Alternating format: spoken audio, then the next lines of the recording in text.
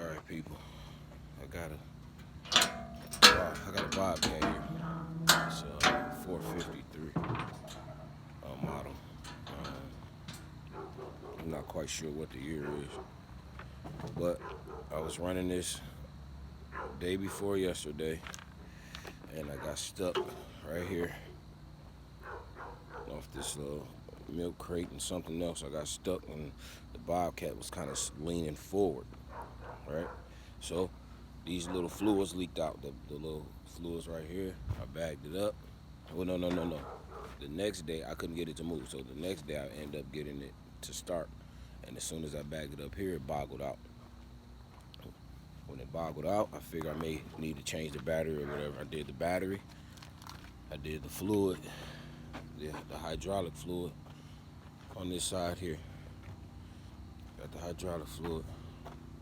It's enough fluid. This is the hydraulic. I don't know what this particular oil is or what fluid this is here, but I'm thinking that this is going to be my problem due to the dipstick being so low, right?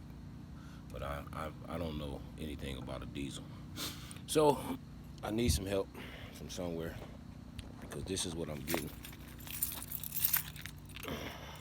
And it did work when we got it.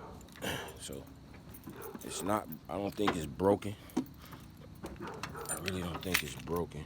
I think maybe a wire or something slipped loose during the shaking of the machine, because I can't see any problems. Now, here's what we got. We got power. Activate the diesel. Let's try that. I want to hear the click. No click.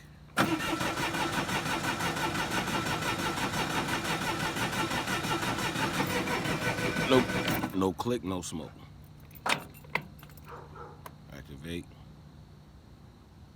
There we go. Now there's the gas. It just clicked, right?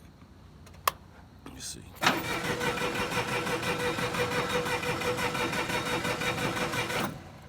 Getting nothing. So all my safety features are on.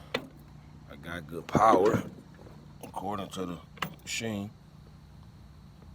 Seat bar locked. That's a go. System activated, not a go. Whatever this is, valve unlocked. I guess that's that. I'm gonna go on all points, right?